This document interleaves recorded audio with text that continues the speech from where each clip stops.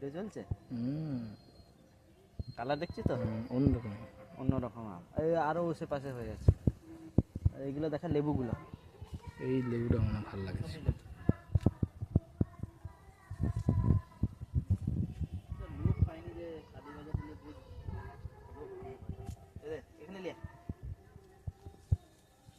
ভালোই সিস্টেম করছো।